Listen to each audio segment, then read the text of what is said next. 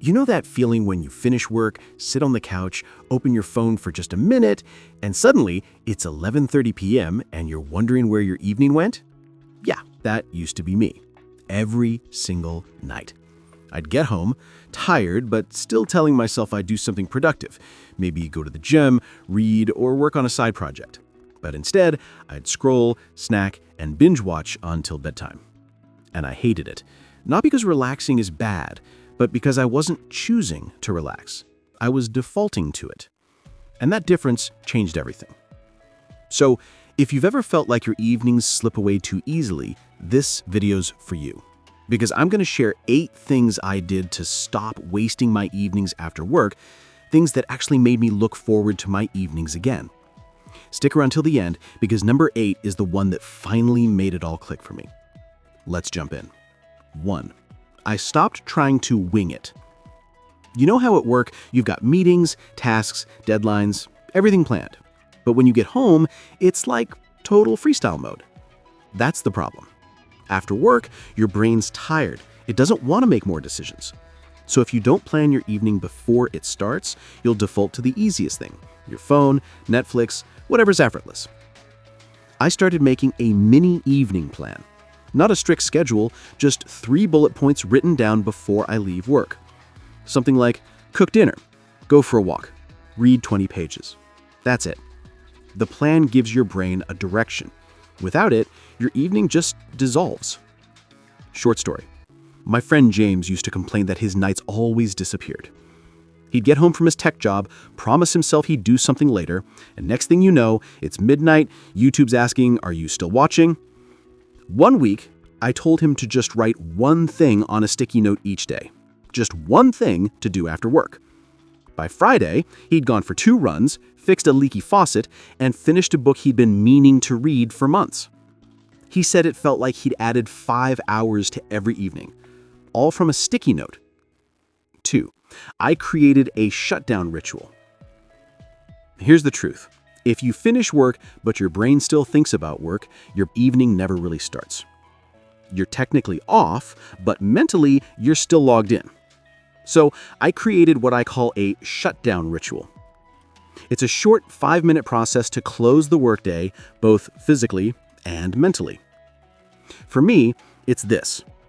I close all tabs, clean my desk, write my to-do list for tomorrow, and literally say out loud, "Workday complete." It sounds cheesy, but it tricks your brain into switching modes, from doing to being. After that, I'm done. No more, just one more email. No more, let me quickly check Slack. Work me is clocked out. And that simple ritual creates a clean line between work and life, something most of us lost when remote work blurred the boundaries. Try it once. You'll feel the difference immediately. 3. I made my evenings default to action. Here's the trap. We design our homes for comfort, not momentum. You walk in, see the couch, see the TV remote, and it's game over. So I started designing my environment to default to action. When I walk in now, my gym clothes are already on the chair, my book is on the coffee table, not my phone. I even set my guitar on the stand so it invites me to play. This small change flips the script. Instead of fighting your environment, it pushes you in the direction you want to go. If you want to cook more, prep your ingredients the night before. If you want to stretch, leave the mat out. If you want to journal, keep the notebook open. Your environment should whisper the next move to you, not tempt you to sit still. 4. I started treating my evenings like mini weekends. You know how weekends feel great? Because you plan them, you give them meaning. But we treat our weekdays like filler episodes between weekends. So I flipped that. I started asking myself, what would make tonight feel like a mini weekend? Maybe it's trying a new recipe. Maybe it's a movie night with myself. Maybe it's a solo walk while listening to a podcast. That mindset changes everything. Because suddenly, your evening isn't just time before bed, it's your time. And when your brain sees your evenings as a reward, not an afterthought, you stop wasting them. A friend of mine, Maya, used to dread her weekday evenings. She'd work late, eat something quick, and just scroll until she fell asleep. One night, I told her to plan one tiny event every weekday, something to look forward to. She started doing things like Tuesday tea night, where she'd try a new tea and read. Thursday documentary night. Nothing big. Within 2 weeks, she said her evenings started feeling alive again. And the crazy part? She stopped staying up late. Because when your evening feels fulfilling, you don't chase extra hours, you rest easier. 5. I learned to schedule guilt-free chill time. Okay, let's be real. You don't have to be productive every second. Relaxing is not a crime. But here's what messes us up. We relax accidentally. We sit down for 5 minutes, feel guilty for doing nothing, and end up in this weird loop where we don't rest or feel productive. So I started scheduling guilt-free chill time. Literally, putting it on my calendar. Like 7:30 to 9 p.m., chill, no guilt. Watch Netflix, call a friend, do whatever. And because it's scheduled, it's intentional. That small shift removes the guilt and makes the rest actually restorative. You're not wasting time. You're spending it deliberately. And guess what happens? You actually enjoy your downtime more. And when it's over, your brain's ready to move again. 6. I started saying no to the post-work scroll. This one's brutal, but necessary. You know that reflex, finishing work, unlocking your phone, and instantly going into scroll mode? That's the real time killer. So I built a buffer between work and my phone. For the first 30 minutes after work, no screens. At first, it was awkward. Like, what do I even do with my hands? But after a week, I noticed something. That 30-minute phone-free window made my evenings feel twice as long. Time slowed down. My brain reset. You don't need to delete social media. You just need boundaries. You wouldn't let your coworkers barge into your bedroom, so don't let your notifications do it either. Short story. A friend named Rohan told me he couldn't stop doom scrolling after work. He'd say, "I just need to decompress." But his decompression turned into 3 hours of watching random reels. So I dared him to plug his phone into a charger across the room as soon as he got home.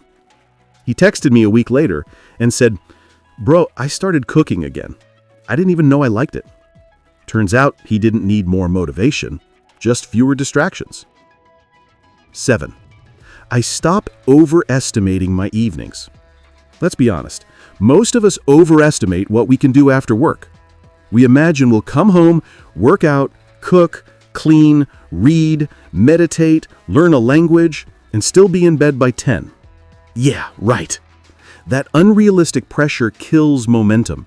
You try to do everything, do nothing, and then feel guilty for it. So instead, I made a rule. Do one meaningful thing. That's it. Some nights, that's a workout. Other nights, it's writing a few pages or calling my parents. And if I do that one thing, the evening's a win. This mindset keeps your evenings sustainable, not a punishment disguised as productivity. It's not about cramming more in. It's about doing less, but with intention. 8. I started seeing evenings as the foundation for tomorrow. This was the biggest shift for me. Once I realized my evenings weren't just the end of the day, they were the start of the next one, everything changed. Think about it. Your energy, your focus, your mood tomorrow, they all depend on how you spend tonight. If you go to bed stressed, distracted, or overstimulated, you wake up drained. But if you wind down right, read a little, reflect, prepare for tomorrow, you wake up with a head start. I started ending my evenings with a 10-minute reflection. Nothing fancy, just what went well today? What didn't? What's one thing I'm looking forward to tomorrow?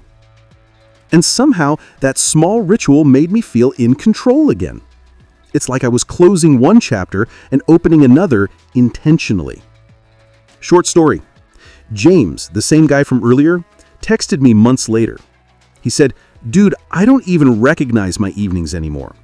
He'd started journaling before bed, laying out his gym clothes, and reading instead of scrolling. He said, "It's weird, I don't feel like my evenings are about recovering from work anymore. They're about building something." That's the goal. You're not escaping your day. You're shaping your next one. So, let's recap. The 8 things I did to stop wasting my evenings after work. I stopped trying to wing it. I created a shutdown ritual. I made my evenings default to action. I treated them like mini weekends. I scheduled guilt-free chill time. I said no to the post-work scroll. I stopped overestimating my evenings, and I started seeing evenings as the foundation for tomorrow. Look, you don't need to do all 8 at once. Pick one. Do it tonight. Because your evenings aren't just background time. They're the only hours of the day that fully belong to you. And once you start protecting them, you realize how much life you've been leaving on the table. So maybe tonight, don't scroll till midnight. Make yourself something good to eat. Go for a walk.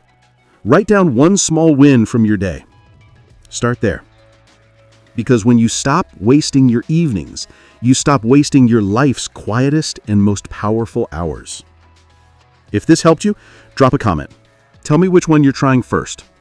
And hey, if you want more ideas like this to help you take back your time and focus, you know what to do. Hit subscribe. See you tomorrow.